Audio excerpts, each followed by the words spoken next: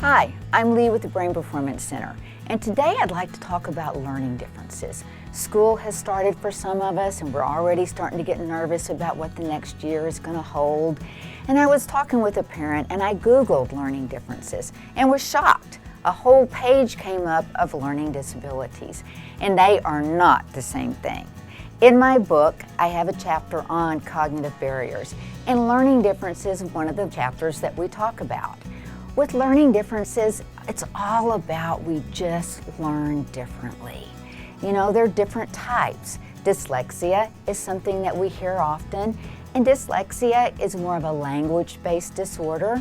It affects our ability to read, to write, to process information through language. Then there's also nonverbal learning differences, and those have to do more with visual and spatial awareness. The people that suffer from those maybe aren't able to see the big picture as well. They don't pick up on the social cues, the body language, so they may be a little more awkward in social situations. And then, you know, we can't talk about learning disorders without talking about ADHD. I've had 3-year-olds talk to me about ADHD.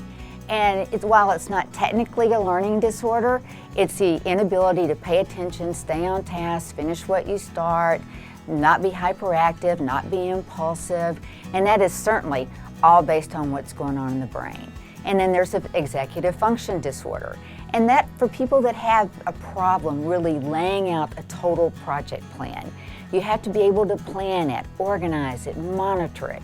You know, and some people have a hard time doing that, and that impacts their ability at school, at work, and in their personal life.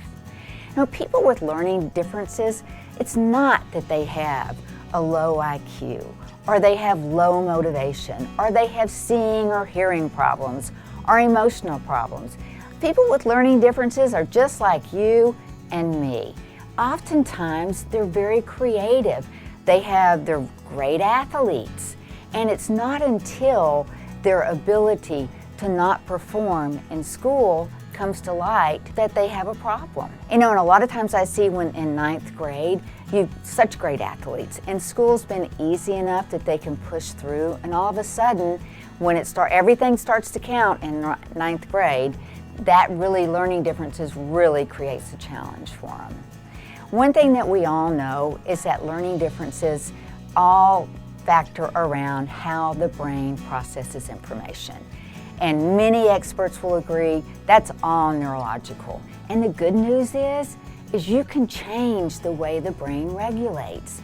Not that you can cure a learning difference, but you can teach the brain to operate in a regulated state.